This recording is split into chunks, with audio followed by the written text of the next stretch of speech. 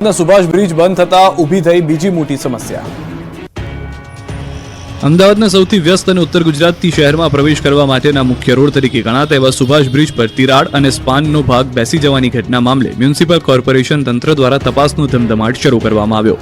Bridge નિર્માણ અને consultant એજન્સીઓએ Subhash બ્રિજના ટેસ્ટિંગની કામગીરી શરૂ કરી અને હાલ પણ આ બ્રિજ બંધ રહેશે। આ તરફ બ્રિજ બંધ રહેતા ટ્રાફિકની સમસ્યા ઊભી થઈ, ખાસ કરીને વાડજમાં ટ્રાફિકની સમસ્યા ઊભી થઈ છે। ખાસ કરીને વાડજ સર્કલ ખાતે ટ્રાફિકની સમસ્યા વધી છે। વાડજ બ્રિજની બંને તરફ સવાર સાંજના સમયે ટ્રાફિક ખૂબ જ વધી રહ્યો છે, જેને લઈને પોલીસ કમિશનર વાડજ ટ્રાફિક નિરીક્ષણ માટે પહોંચ્યા અને ટ્રાફિકનું નિરાકરણ કેવી રીતે લાવી શકાય તે અંગે જરૂરી સૂચનો કર્યા। સુભાષ બ્રિજ બંધ કરતા વાડજ સર્કલ ટ્રાફિક જામના દ્રશ્યો જોવા મળી રહ્યા છે। વાડજ વિસ્તારમાં ભારે ટ્રાફિક જામ થાય છે અને વૈકલ્પિક માર્ગ તરીકે દાધીચી બ્રિજનો ઉપયોગ કરતા ટ્રાફિક જામ થઈ રહ્યો છે। વાડજમાં બ્રિજનું કામ ચાલતું હોવાને કારણે વાહન ચાલકો પરેશાન થઈ રહ્યા છે અને બ્રિજનું સમારકામ ઝડપથી થાય તેવી વાહન ચાલકોની માંગ છે। કચ્છમાં ચાલ્યું બુલડોઝર, કંડલા પોર્ટ આસપાસ ડિમોલિશન।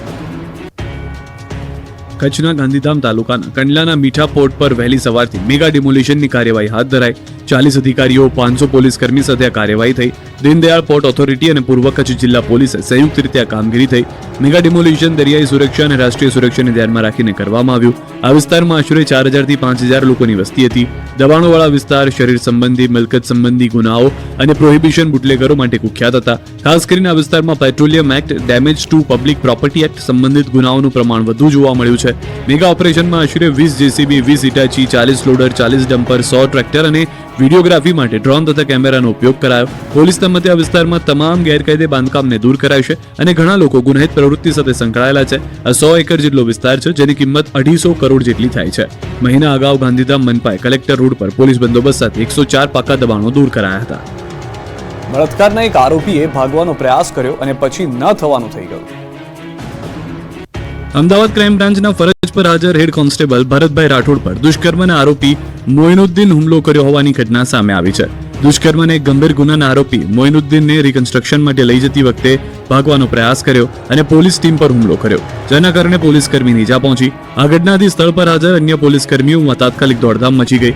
આરોપી મોઇનુદ્દીન ભાગી છૂટવાનો પ્રયાસ કરી રહ્યો હતો ત્યારે પીઆઈ ઘાસુરાએ સમય સૂચકતા વાપરી તાત્કાલિક કાર્યવાહી કરી અને આરોપી પર ફાયરિંગ કર્યું, જેમાં એક ગોળી આરોપી મોઇનુદ્દીનના પગમાં વાગી હતી। હુમલામાં ઇજાગ્રસ્ત થયેલા હેડ કોન્સ્ટેબલ અને આરોપી મોઇનુદ્દીન બંનેને તાત્કાલિક સારવાર માટે સિવિલ હોસ્પિટલમાં ખસેડવામાં આવ્યા। આ મામલે પોલીસે વધુ તપાસ શરૂ કરી છે। આ ઘટનાથી પોલીસ બેડામાં હેડ કોન્સ્ટેબલ ભરતભાઈ રાઠોડની બહાદુરીની પ્રશંસા થઈ રહી છે, જેમને ઈજા હોવા છતાં આરોપીને ભાગી જવામાં મદદ કરી ન હતી। પોલીસ વિભાગ દ્વારા આ બનાવને પગલે શહેરમાં ગુનાહિત પ્રવૃત્તિઓ પર લગામ કસવા માટે પોલીસ તંત્ર વધુ સક્રિય બન્યું છે। લગ્નની લાલચ આપી અને યુવાનોને લૂંટતી લૂંટેરી દુલ્હન સહિત એક ગેંગ પકડાઈ છે। વાત છે ડાંગની। ડાંગની સાપુતારા પોલીસે લૂંટેરી દુલ્હન તરીકે ઓળખાતી અને છેતરપિંડી કરતી ગેંગને ગણતરીની કલાકોમાં ઝડપી પાડી। સાપુતારા પોલીસ સ્ટેશનમાં નોંધાયેલા ગુનામાં આરોપીઓને પકડવા પોલીસે ખાસ ટીમ પણ બનાવી હતી। આ ગેંગ લગ્ન કરવાના બહાને ભોગ બનનારને છોકરી બતાવીને તેમની પાસેથી લગ્ન ખર્ચ તરીકે 2 લાખ પડાવી લેતી હતી। આ જ ઈરાદા સાથે છેતરપિંડી કરીને ગુનાહિત કાવતરું રચવામાં આવ્યું હતું। 6 ડિસેમ્બર 2025ના રોજ ગુનો નોંધાયા બાદ પોલીસે તાત્કાલિક કાર્યવાહી શરૂ કરી, જેમાં પોલીસે તાલુકાવાર અને આંતરરાજ્ય સ્તરે તપાસ હાથ ધરી। આખરે ડાંગ જિલ્લાના શામગાહાન, કડમાળ અને પીપલિયામાળ ગામોમાંથી આરોપીઓને ઝડપી લેવામાં આવ્યા। તપાસમાં બહાર આવ્યું છે કે આ ગેંગમાં મહિલાઓ ઉપરાંત સ્થાનિક પુરુષો પણ સંડોવાયેલા હતા। પોલીસે આરોપીઓ પાસેથી 1,30,000 રોકડા, 3 લાખની કિંમતનું 4 વ્હીલર અને 13,000ની કિંમતના મોબાઈલ ફોન સહિત કુલ 4 લાખથી વધુનો મુદ્દામાલ જપ્ત કર્યો છે। આ કેસમાં પોલીસે નિકિતા ઉર્ફે GR રમેશભાઈ, જ્યોતિબેન ઉર્ફે સંગીતા ધર્માભાઈ, વિજયભાઈ બાળુભાઈ ભોએ, રમેશભાઈ રાજુભાઈ જાદવ અને સોમનાથભાઈ સદુભા પવારની દબોચ્યા છે। ગર્લફ્રેન્ડને એક નજર જોઈ લેતા બબાલ, ચપ્પુના ઘા ઝીકી યુવકને ઢાળી દીધો। સુરતની ઘટના। સુરતના સચિન જીઆઈડીસી વિસ્તાર ખાતે ગર્લફ્રેન્ડને તાકીને જોવાની બાબતે શરૂ થયેલા વિવાદે ગંભીર સ્વરૂપ ધારણ કર્યું અને વિવાદમાં એક યુવકની હત્યા થઈ ગઈ। પોલીસે ગગનદાસના નામના યુવક પર ચપ્પુથી વારાફરતી ઘા ઝીકી હત્યા કરનાર 2 મુખ્ય આરોપીઓને દબોચ્યા છે। પોલીસના મતે ગગનદાસના પોતાના મિત્ર તથા ગર્લફ્રેન્ડ સાથે સચિન જીઆઈડીસી વિસ્તારમાં બેઠો હતો। એ સમયે ગૌતમ જયરામ દલાઈ અને દિલીપ નિગવાન નામના 2 વ્યક્તિઓ ત્યાંથી પસાર થતા ગગનદાસની ગર્લફ્રેન્ડને સતત તાકી જોવા માંડ્યા હતા। આ બાબતને લઈને ગગનદાસે બંનેને ગર્લફ્રેન્ડને તાકીને જોવાની ના પાડી। આ વાત આરોપીઓને લાગી આવી અને બંને વચ્ચે ઝઘડો થયો, જે બાદ આરોપીઓ મનમાં રોષ રાખીને બેઠા। બીજા જ દિવસે આરોપીઓએ ગગનદાસાને નિશાન બનાવ્યો। તે સમયે ગગન નજીકમાં સ્પીડમાં જતો ત્યારે બંને આરોપીઓ તેને ઘેરી લીધા અને આંતરી તથા ચપ્પુ જેવા ઘાતક હથિયાર સાથે વારાફરતી ઘા માર્યા. ગંભીર રીતે ઘવાયેલા ગગનનું ઘટના સ્થળે જ મોત થયું. હત્યા બાદ બંને આરોપી ફરાર થઈ ગયા. આ કેસમાં પોલીસે 30 સીસીટીવી ફૂટેજ ખંગાળ્યા હતા. રેલવે ટ્રેક પર જોવા મળ્યો સિંહ પરિવાર, વન વિભાગે કરી કાર્યવાહી. જૂનાગઢના ગ્રોફેડ વિસ્તાર નજીકથી પસાર થતા રેલવે ટ્રેક પર આરામ ફરમાવતા સિંહ પરિવારનો વિડીયો સોશિયલ મીડિયામાં વાયરલ થયો. આ વિડીયો કોઈ રાહદારી દ્વારા બનાવવામાં આવ્યો હતો. રેલવે ટ્રેક પર સિંહ પરિવાર હોવાની જાણ થતા વન વિભાગની ટીમ તુરંત સ્થળ પર પહોંચી ગઈ હતી. વન વિભાગે તાત્કાલિક ધોરણે આ સિંહ પરિવારને રેલવે ટ્રેક પરથી ઉતારીને જંગલમાં સલામત સ્થળે ખસેડવાની કામગીરી હાથ ધરી, જેથી કોઈ અનિચ્છનીય બનાવ ન બને. અહીંથી જૂનાગઢથી ઉના, દેલવાડા, સાસણ અને અમરેલી તરફ જતી ટ્રેનો પસાર થાય છે. દિવસ દરમિયાન તમામ ટ્રેનો પસાર થઈ ગયા બાદ સાંજના સમયે આ સિંહ પરિવારે રેલવે ટ્રેકને પોતાનું આરામ સ્થાન બનાવ્યું. વિડીયોમાં સ્પષ્ટપણે જોઈ શકાય છે કે 5 થી વધુ સિંહોનો પરિવાર શાંતિથી રેલવે ટ્રેક પર આરામ કરી રહ્યો છે. રેલવે ટ્રેક સિંહ પરિવારો માટે ગરમીમાં ઠંડક આપતો કે ઊંચી સપાટી પર નજર રાખવા માટેનું સ્થાન બની જાય છે. શિકારની શોધમાં સિંહણ સહિતના સભ્યો જંગલની હદ વટાવીને રહેણાંક અને રેવન્યુ વિસ્તારમાં વારંવાર આવી ચડતા હોય છે. ખેડૂતો પર પડ્યા પર પાટું જેવો ઘાટ, કેનાલના ભંગાણ થતા ખેતરોમાં પાકને નુકસાન.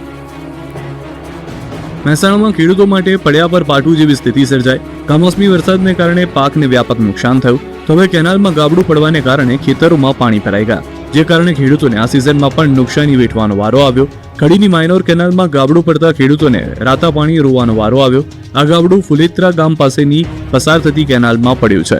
ગામ પાસેથી નર્મદા કેનાલની માઇનોર શાખા પસાર થાય છે. આ કેનાલમાં ગાબડું પડવાને કારણે ખેતરોમાં પાણી ફરી વળ્યા છે, જે કારણે ખેડૂતોને ઊભા પાકને નુકસાન થયું છે. હાલ ખેડૂતો પાકને થયેલા નુકસાન સામે વળતર આપવા માટેની માંગ કરી રહ્યા છે. આ માઇનોર કેનાલમાં ગાબડું ભ્રષ્ટાચારના કારણે પડ્યું હોવાનો આક્ષેપ પણ સ્થાનિકો કરી રહ્યા છે. કેનાલમાં ગાબડું પડતા 100 થી વધુ વીઘા ખેતરોમાં પાણી ફરી વળ્યા છે, જેથી મોંઘા ભાવના બિયારણ લાવી કરેલ વાવેતરને નુકસાન થયું છે. પાકને બચાવવા ખેડૂતોએ કરી કેનાલની સાફ સફાઈ, અધિકારીઓ નિંદ્રામાં. વાવથરા જિલ્લાની ઢીમા બ્રાન્ચ કેનાલ હેઠળ આવતી ઈટાડા માઇનોર કેનાલમાં પાણી ન આવતા ખેડૂતોમાં રોષ જોવા મળી રહ્યો છે. રવિ સિઝનમાં પૂરતું પાણી ન મળતા ખેડૂતોના પાકને નુકસાન થવાનો ભય છે. ખેડૂતોએ જાતે જ માઇનોર કેનાલની સફાઈ કરી છે અને પાણીની આતુરતાથી રાહ જોઈ રહ્યા છે. કેનાલમાં અનિયમિત પાણી આવતું હોવાથી અને સફાઈના અભાવે ભંગાણ પડવાની શક્યતા પણ રહેલી છે. હાલમાં શિયાળુ પાક માટે ખેડૂતોને પાણીની તાતી જરૂરિયાત છે, જેથી તેઓ નર્મદા વિભાગ દ્વારા તાત્કાલિક પાણી પૂરું પાડવામાં આવે તેવી માંગ કરી રહ્યા છે.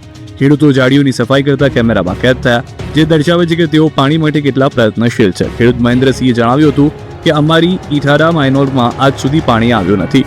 જો આવે તો પણ નોર્મલી આવે છે અને સફાઈ જરાય થઈ નથી. જે સફાઈ કરી છે તે ખેડૂતોએ જાતે જ કરેલ છે અને નર્મદા વિભાગના અધિકારી અને કોન્ટ્રાક્ટરની બેદરકારીના કારણે ખેડૂતો હાથમાં પાવડા કોદાળી પકડવા મજબૂર બન્યા છે. અમદાવાદ પૂર્વ ઝોનમાં ઓઢવ અને ઇન્દ્રાપુરી વોર્ડમાં લોકાર્પણ પ્રસંગે વિશ્વકર્માએ રોડ રસ્તા બનાવતા પહેલા કોર્પોરેટર, અધિકારી અને સ્થાનિકોને કરી ટકોર. કહ્યું, સરકાર આપે એટલે રોડ બનાવી દઈએ, એવું નહીં. પહેલા ટેલિફોન લાઇન, ડ્રેનેજ લાઇન સહિતની કામગીરી તપાસી લો. રોડ બન્યા પછી 10 વર્ષ સુધી પોસ્ટ ના મારવું પડે તેનું ધ્યાન રાખવા ટકોર કરી. ગોંડલમાં રાજકુમાર જાટના શંકાસ્પદ મોતના કેસમાં ગણેશ જાડેજાના નાર્કો ટેસ્ટની પ્રક્રિયા શરૂ. 5 થી 6 દિવસ નાર્કો ટેસ્ટની પ્રક્રિયા ચાલશે. આ મામલે અગાઉ રાજકોટ કોર્ટે નાર્કો ટેસ્ટની મંજૂરી આપી હતી. આ કેસના તપાસ અધિકારી સુરેન્દ્રનગર એસપી પ્રેમસુખ ડેલુ દ્વારા નાર્કો ટેસ્ટ માટે કોર્ટમાં અરજી કરતા કોર્ટે મંજૂરી આપી હતી. ગાંધીનગર ખાતે નાર્કો ટેસ્ટ કરવામાં આવે તેવી શક્યતાઓ. રાજકોટના ઉપલેટામાં મહંતને મારી નાખવાની ધમકી કેસમાં આરોપી પકડાયો. હનુમાન મંદિરના મહંતને ધમકી અપાઈ હતી, જે મામલે દ્વારકાના ભાણવડથી મેરામણ નંદાણીયા ગામના શખ્સની ધરપકડ. મહંત વોટ્સએપ ગ્રુપમાંથી નીકળી જતા અને પૈસા ન આપતા શખ્સોએ મચાવ્યો આતંક.